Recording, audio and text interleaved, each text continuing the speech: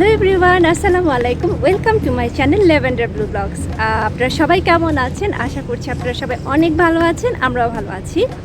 তো আজকে হচ্ছে সোমবার, আর আমাদের এখানে ঈদ হচ্ছে কালকে মঙ্গলবার, আর বাংলাদেশে ঈদ সম্ভবত বুধবারে। তো আজকের ভিডিওতে আপনাদেরকে খুবই ইন্টারেস্টিং একটা জিনিস দেখাবো, সেটা হচ্ছে মালয়েশিয়ান ট্রেডিশনাল একটা ফুডের সাথে আপনাদের পরিচয় করিয়ে দেবো। এই ফুডটার নাম হচ্ছে নাসি লেমাং, এবং এই ফুডটা শুধুমাত্র ওদের ঈদের সময়ই পাওয়া যায়। কোরবানি ঈদ এবং রোজার ঈদ, এই ঈদের একদিন বা দুদিন আগে থেকে ওরা এই ফুডটা দেখা যায় বিভিন্ন রাস্তার পাশে সেল করে। এটা কিন্তু ওদের খুবই ট্রেডিশনাল একটা ফুড, এবং এই ফুডটা বানানোর প্রিপারেশন প্রসেসটা একটু খুবই ইন্টারেস্টিং। তো আজকের ভিডিওতে আপনাদেরকে আমি দেখাবো এই ফুডটা ওরা কীভাবে প্রিপেয়ার করে, কতক্ষণ টাইম লাগে এই ফুডটা প্রিপেয়ার করতে, এবং এটার টেস্ট কেমন। এই ফুডটার নাম হচ্ছে নাসি লেমাং। এই স্পেশাল খাবারের প্রিপারেশন প্রসেসটাও কিন্তু স্পেশাল।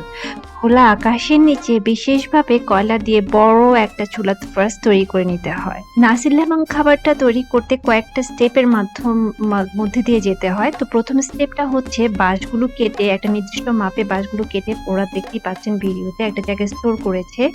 সেকেন্ড স্টেপ হচ্ছে চালটাকে প্রিপেয়ার করা। এই চালটা কিন্তু নর্মাল ভাতের চাল না, এটা হচ্ছে আঠালো চাল, খুবই আঠালো এই ভাতটা।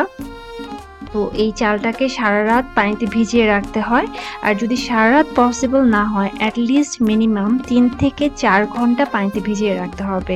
এখানে দেখতে পাচ্ছেন ভিডিওতে ওরা বড় বড় ড্রামের মধ্যে করে পানি নিয়ে বলে করে ওরা ভাত চালগুলো ভিজিয়ে রেখেছে। এটা হচ্ছে একটা সেগমেন্ট ওদের। এই সেগমেন্টে ওরা পানিগুলো দুজন কাজ করছিল এই সেগমেন্টে। তো ওরা দুজন এই ভাতগুলো চালগুলো রেডি করছিল।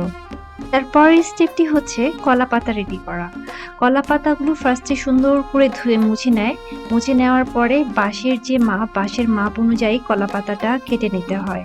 আর এই কলা পাতাটা বাঁশের ভিতরে ঢুকানোর উদ্দেশ্য হচ্ছে চালটা তো খুবই স্টিকি, যখন এটি স্টিম করা হয় তখন চালটা আরো স্টিকি হয়ে যায়, যেন চালটা বাঁশের ভিতর মানে ভাতটা রান্না করার পরে বাঁশের ভিতর থেকে সুন্দরভাবে বের হয়ে আসে।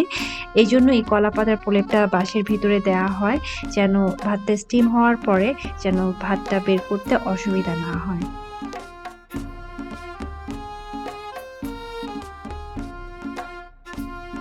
সুন্দর করে আর্টিস্টিক ওয়েতে কিন্তু ওরা কাজটা করছিল, আমার দেখতে খুবই ভালো লাগছিল, আমি খুবই এনজয় করছিলাম।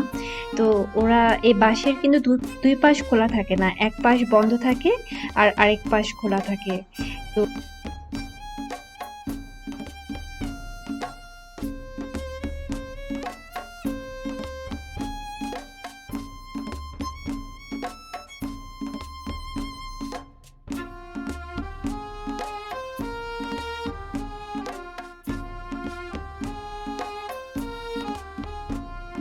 তারপরের স্টেপটি হচ্ছে এই বাঁশের মধ্যে চালটা ঢুকানো। এই যে চালটা দেখতে পাচ্ছেন এখানে আছে আঠালো ভাত, যেটা মানে আঠালো ভাতের চাল, নারিকেলের দুধ এবং লবণ। এই তিনটা একসাথে মিক্স করে খুবই কেয়ারফুলি ওরা দুজন এই বাঁশের মধ্যে এই ভাতটা ঢুকাচ্ছিল, এবং খুব সুন্দরভাবে আস্তে আস্তে কেয়ারফুলি কাজটা করছিল। বাঁশের মধ্যে চাল ঢুকানোর পরে ওদের পাশেই একটা ঝুড়ি ছিল, সেই ঝুড়ির মধ্যে স্টিকগুলো সুন্দর করে রেখে দিচ্ছিল। তারপরের স্টেপ হচ্ছে ভাতগুলোকে স্টিম করা। দেখতেই পাচ্ছেন বড় একটা চুলা তৈরি করেছে, যার মাঝখান দিয়ে কয়লা দিয়ে তারপরে আগুন ধরিয়ে দিয়েছে। এই আগুনের তাপেই এই বাঁশের ভেতরের ভাতগুলো সিদ্ধ হবে। খুব সুন্দর করে ওরা চুলার চারোপাশে বাঁশগুলো সারিবদ্ধভাবে খাড়াভাবে সাজিয়ে দিচ্ছিল, এবং একটু পরপর বাঁশগুলোর পাশ চেঞ্জ করে দিচ্ছিল, যেন বাঁশের চারোপাশে সুন্দরভাবে চালগুলো সিদ্ধ হয়। আমি ওদের কাছ থেকে এই বাঁশের স্টিকটা কিনেছিলাম। তো যখন আমি এই স্টিকটা কিনেছি তখন ওরা একটা নাইফ দিয়ে বাঁশটাকে সুন্দর করে ভেঙে দিচ্ছিল যেন মানে হাফ ভেঙে দিচ্ছিল যেন বাঁশে এসে আমার এই বাঁশ থেকে খাবারটা বের করতে অসুবিধা না হয়, তারপর রেপ করে দিচ্ছিল। ওরা অনেক কাইন্ড ছিল, অনেক ভালো ছিল, কারণ ওরা শুধু ভাতটা সেল করছিল, ওরা কিন্তু কোনো ভাতের সাথে কোনো কারি সেল করছিল না। তো আমি যখন ওদেরকে জিজ্ঞেস করলাম যে কারিটা আমি কোত্থেকে কিনবো, তো ওরা আমাকে বললো তুমি একটু ওয়েট করো, আমি তোমার জন্য রেস্টুরেন্ট থেকে কারি কিনে নিয়ে আসছি। ওরা এখানে কিন্তু শুধু ওদের ফ্রেন্ড এবং ওদের ফ্যামিলি সবাই মিলে এই কাজটা করছিল এবং ওরা খুব এনজয় করছিল, খুব হাসি আড্ডা চলছিল এবং ওরা কিন্তু বাসা থেকে প্রচুর খাবার নিয়ে এসেছে নিজেদের জন্য, সেল করার জন্য না। সেই খাবার, ড্রিঙ্কস, চা, খাবার এসব নিয়ে ওরা খাচ্ছিল, মজা করছিল, হাসি আনন্দের মধ্যে ওরা কাজটা করছিল, যেটা আমার খুবই ভালো লেগেছে।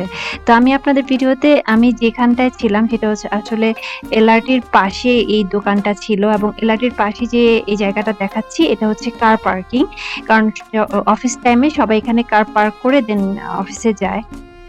খাবারটা কিনে আমি হেঁটে বাসায় যাচ্ছি, এই জন্য আপনাদেরকে একটু দেখাচ্ছি। ওই যে বিল্ডিং গুলো দেখা যাচ্ছে ওইটা আমার বাসা। তো এই এলআরটি ক্রস করার পরে মেইন রোড ক্রস করার পর আমার বাসা। তো আমি বাসায় চলে এসেছি। এই হচ্ছে সেই খাবার।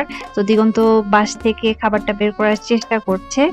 তো এই রাইসটা বাস থেকে বের করার পরে আসলে পিস পিস করে কেটে নিতে হয়, আদারওয়াইজ খাওয়াটা একটু টাফ।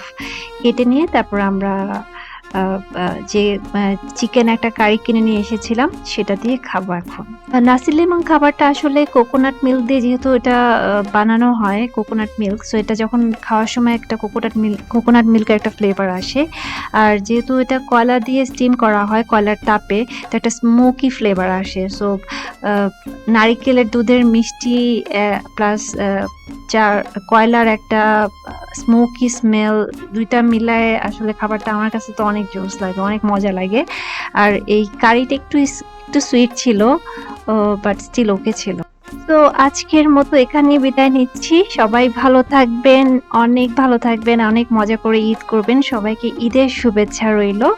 আর আমার ভিডিওগুলো যদি ভালো লাগে কাইন্ডলি সাবস্ক্রাইব করবেন, লাইক দিবেন, কমেন্ট করবেন এবং শেয়ার করবেন। সবাই ভালো থাকবেন। ঈদ মোবারক।